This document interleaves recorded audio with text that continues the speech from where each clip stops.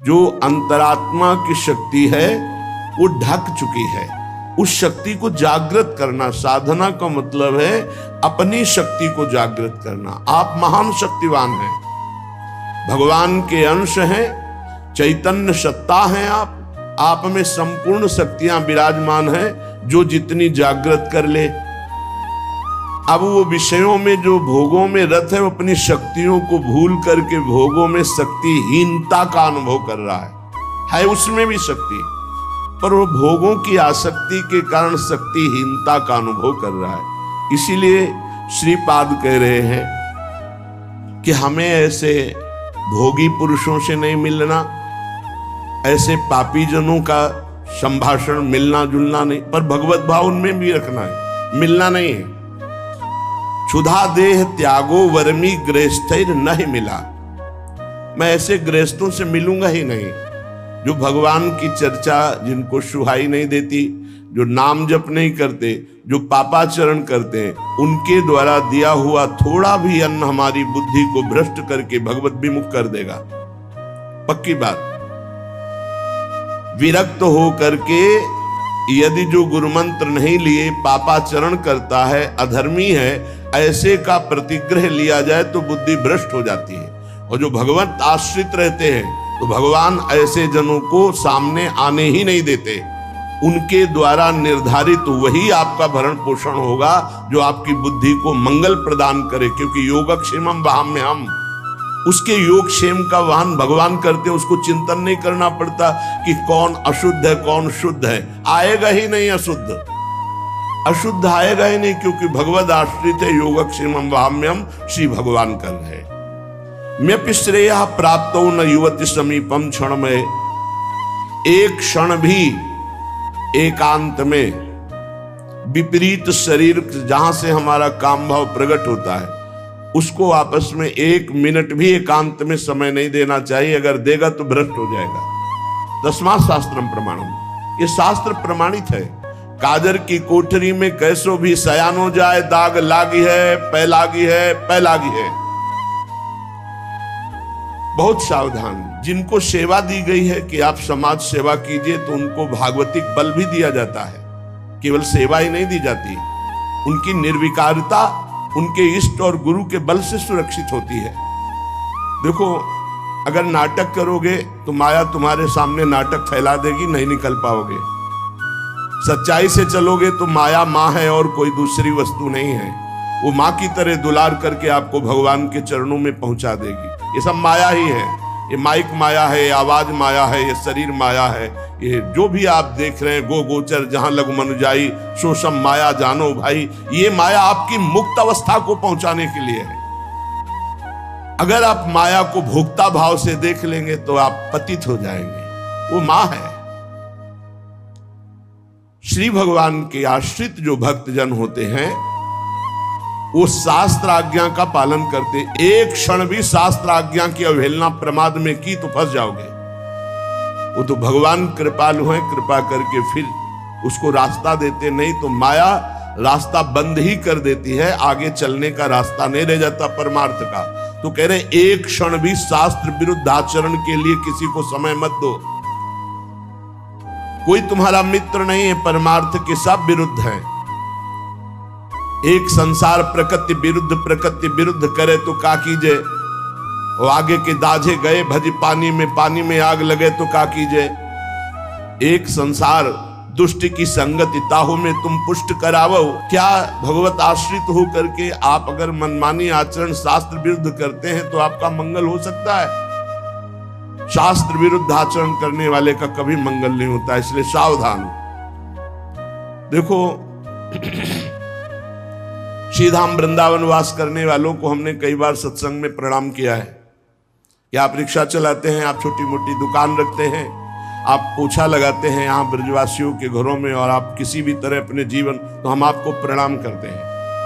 क्यों आप निश्चल और निष्कपट होकर के भगवत धाम का वास करके वृंदावन की प्राप्ति के लिए आप ऐसा कष्ट सहकर कर रहे हैं। लेकिन इसमें छल कपट नहीं, इसमें तिलक कंठी और वेश का दुरुपयोग नहीं।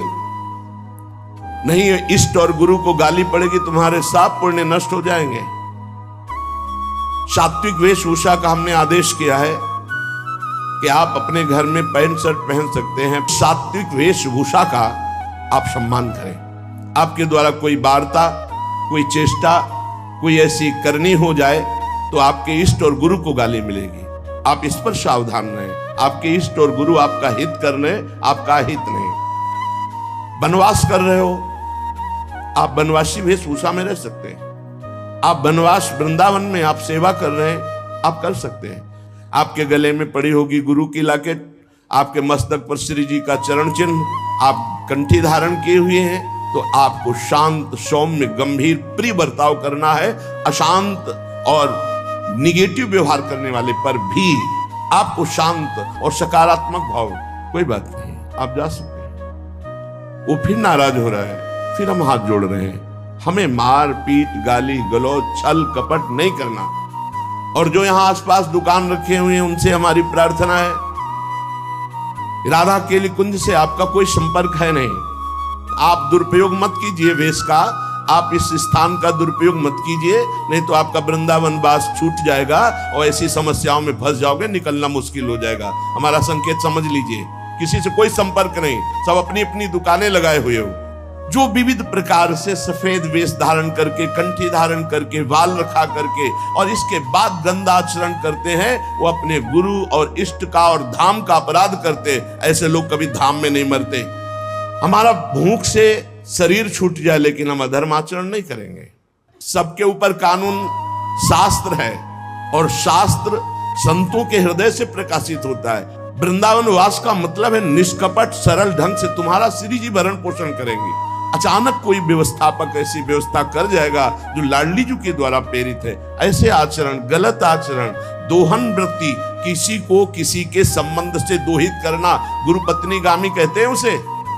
गुरु पत्नी गुरु के सबके पत्नी थोड़ी होती है, वो तो ब्रह्म ऋषि जो कुछ ऐसे कुल परंपरा जिनकी चली हुई है, और बकाया सब जो विरक्त हैं वो गुरु पत्नी गामी का दोष कैसे लगता है? गुरु के नाम पर उनके द्वारा दी हुई संपत्ति का भोग करना गुरु पत्नी गामी कहा जाता है। श्री जी के द्वारा व्यवस्था होना, गुरु जी के द्वारा व्यवस्था होना एक अलग चीज है। आप उनके नाम, उनकी छाप का प्रयोग करके आप दोहन वृत्ति रखते हैं, ये गुरु पत्नी गामी का अपराध महापापों में आता है। इसलिए सब कोई सावधान होकर वृंदावन वास करो। वृंदावन वास के लिए कह रहे क्षुधा देह त्यागो वर्मी गृहस्थिर नहीं मिला। आपने माना कि 5 ग्रंथ बेचे, 5 कंठी बेची, 5 माला बेची, आपको 100 रुपया मिला, तो आप आधा किलो भोजन पाएंगे ना, जो सब्जी दाल 100 रुपये में आपको बहुत बढ़िया आनंद मिलेगा। और आप ये जो हजारों रुपए, तो आपकी विलासिता, भोग बुद्धि बढ़ेगी और पापाचरण बढ़ेगा, धाम से निकाल दिए जाओगे। कहीं ना कहीं ऐसा भयानक रोग होगा, भागोगे यहां से, अशांति पैदा हो जाएगी। बहुत सावधानी की जरूरत है। आप अगर अपनी ये सावधानी नहीं रखेंगे तो ये धीरे धीरे बुद्धि को भ्रष्ट करती चली जाएगी। ऐसी व्यवस्था से हो, ऐसा कार्य करो जिससे कम से कम निष्कपटता, सरलता, सच्चाई तुम्हारे जीवन में बनी रहे, छल कपट ना रहे। नपि श्रेयः प्राप्तो न युवति समीपम क्षणमय। ये मौत की भी मौत है बाबागिरी। काम, क्रोध, लोभ, मोह, मद, मत्सर, इन सब को मार दिया जिसने, और मौत की मौत, मृत्यु का भी भय जिसके अंदर से खत्म हो गया, उसे कहते हैं फकीर। फिकर भारी फकनी करे ताको नाम फकीर। फकीर का मतलब खिलवाड़ समझ लिया क्या? अगर हिम्मत है तो अपने घर से अनुमति लेकर के पूर्ण मर्यादा के अनुसार और जीवन भर न रुपया के सहारे, एकमात्र भगवान का सहारा। बहुत सावधानी से धामवास करो। ऐसा मत प्रयोग करो, दोहन वृत्ति मत रखो। गुरु के नाम की, गुरु के प्रभाव की दोहन वृत्ति तुम्हारा पतन करा देगी। ये गुरु पत्नी गामी का कलंक उसको लगता है। बहुत सावधान। गुरु के वटिया से मिले रहना, ना कुछ लेना न देना, मगन रहना। अब हम आश्रित है तो भरण पोषण गुरु के द्वारा हो रहा है, वो बात अलग है। दोहन वृत्ति नहीं। ना शास्त्र गुरु कोटि भीर न खलु लोक निंदा सतैर। महानर दृष्टि भीर नहीं विपत्ति सौखेर नहीं। करोड़ों करोड़ों बार शास्त्र समझा रहे, गुरु समझा रहे, तुम्हारे समझने की शक्ति नष्ट हो चुकी है। देखो, शक्ति माँ है। जैसे हम बार बार कहते हैं, माताओं बहनों में जननी भाव, पूज्य भाव, क्योंकि उससे आपके अंदर शक्ति बढ़ेगी। और जब आप इन शक्ति को शक्ति स्वरूपा, जननी स्वरूपा देवियों के प्रति काम भाव रखोगे तो आपकी शक्ति नष्ट हो जाएगी। बिना शक्ति के कुछ नहीं है संसार में। भगवान की अलौकिक शक्ति है जो सब में व्याप्त है, उसके बिना सब सौ के तुल्य हैं। बहुत ध्यान से सुनना। शक्ति का बल ही ब्रह्मा के अंदर जब जागृत होता है तो वो ब्रह्म शक्ति ही पूरे त्रिगुण माया की रचना रचती है। वही शक्ति है जिससे विश्व की उत्पत्ति होती है, वो शक्ति से होती है, ब्रह्मा से नहीं। ब्रह्मा की शक्ति, तो ब्रह्म में वो शक्ति जागृत हुई तो वो पूरे त्रिभुवन को रचने में सामर्थ्यशाली हुए ब्रह्मा जी। विष्णु की शक्ति पालन, शिव शक्ति संहार, सबके पास शक्ति विराजमान। शक्ति के बिना कुछ नहीं। दया की शक्ति, क्षमा की शक्ति, ध्यान दीजिए, ये सब शक्ति हैं। दया, क्षमा, निद्रा, स्मृति, क्षुधा, तृष्णा, तृप्ति, श्रद्धा, भक्ति, धृति, मति, तृप्ति, पुष्टि, शांति, कांति, लज्जा, ये सब महाशक्तियां हैं।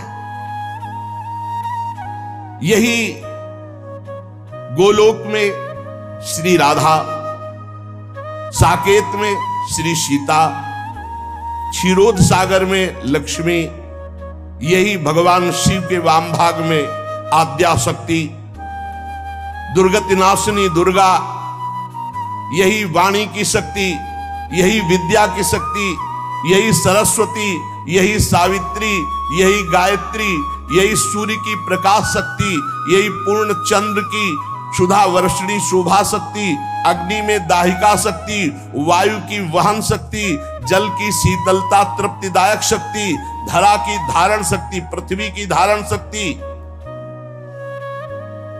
और प्रसूति शक्ति, तपस्वियों की तप शक्ति, ब्रह्मचारियों की ब्रह्मचर्य शक्ति, गृहस्थों की सर्वाश्रय शक्ति, वानप्रस्थों की संयमशीलता शक्ति, सन्यासियों की त्याग शक्ति, महापुरुषों की महत्ता शक्ति, मुक्त पुरुषों की मुक्ति शक्ति, ये सब शक्ति है। शूरवीरों की बल शक्ति, माता पिता में वात्सल्य शक्ति, गुरु में गुरुता शक्ति, पुत्र में शिष्य में गुरु भजन भक्ति रूपी शक्ति, साधुओं की साधुता रूपी शक्ति, चतुरों की चातुरी रूपी शक्ति और माया की मायावी विभूतियां शक्ति, ये सब एक ही परम शक्ति अनंत रूपों में फैली हुई है।